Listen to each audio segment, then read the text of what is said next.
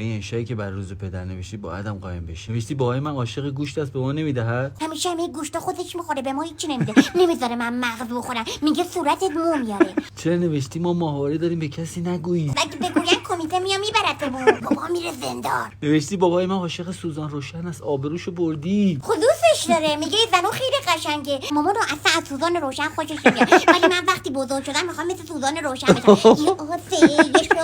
نوشتی مامان من کتکم میزد ولی بابایم نه.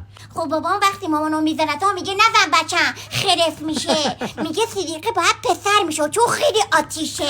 چرا الکی نوشتی بابای من مهندس است؟ برای که با چسب دوقلو همه چی میچسبونه. دیدی چه گوهی میده چسب دوقلو. چرا نوشتی بابای من رادیوشو از ما بیشتر دوست داره؟ خودوسش داره. اصلا نمیذاره ما دست بزنیم بهش. تو آخه چرا باید بنویسی بابای من عاشق ورق بازی کردن با دوستاشو دود خیلی زیاده؟ قرقره میکشن تو اتاقو. همیشه اتاقو پر دود میشه. اینجوری جوری میکنن پاسور بازی میکنن نمیذاره من برم تو اتاقشون. با این آخرش خیلی بده. نوشتی بابای من میگوزد که ما بخندیم. خدا راست گفتم. مش میگوزه. میگه من چون سالم هستم معدم سالمه میگوزم. همیشه هم میزنه زیرش. میگه من نبودم. میگه قالیو بوده. پان کشته رو قالیو. ولی ما میدونیم خودش بوده. خیلی میخندی وقتی بابا میگوزه.